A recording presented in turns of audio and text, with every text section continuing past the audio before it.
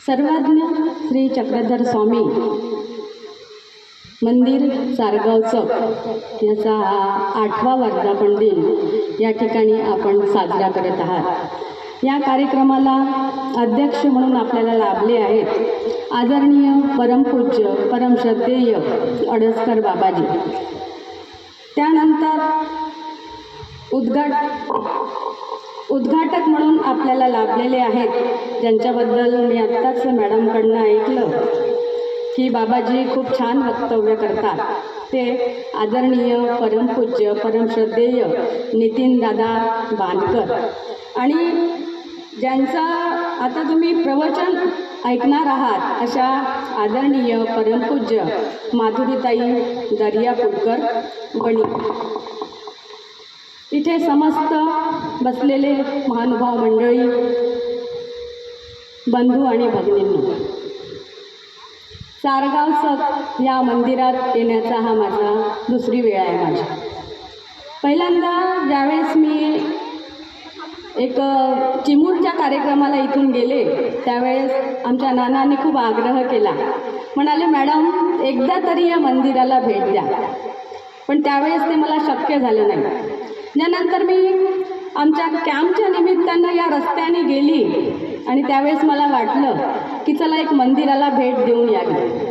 मी मंदिराला जेव्हा भेट दिली तर खरंच आणि मग मला असं सांगण्यात आलं, नानांनी सांगितलं मला की मॅडम म्हणे आमच्या गावची महानुभाव पंथीय परंपरा खूप छान आहे।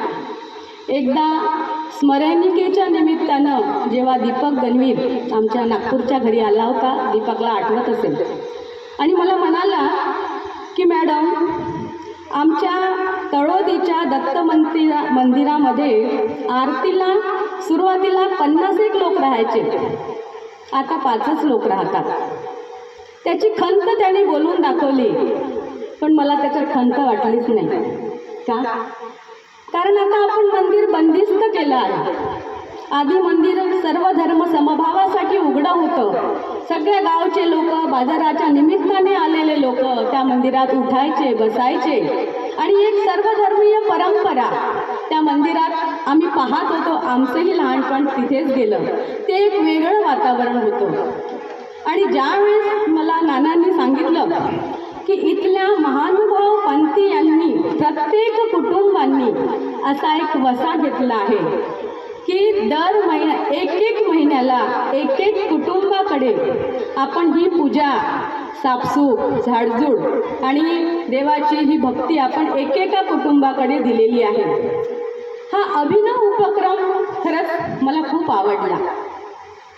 खरं तर या मंदिरासाठी आदरणीय कैवल्यवासी पंडित डॉक्टर तुवी गेडाम साहेबांचे परिश्रमसुद्धा लागलेले आहेत। ज्यावेळेस मंदिराची उभारणी होत होती त्यावेळेस आपले महानुभाव पंथीय आणि दीपक गणवीरसुद्धा आमच्या नागपूरच्या घरी आले आणि साहेबांना म्हटलं त्यांनी की साहेब आपल्याला सारगावला मंदिर बांधायचं आहे। साहेबांनी एका शब्दात होकार दिला आणि जी मदत पाहिजे ते एक सावरगावचं मंदिर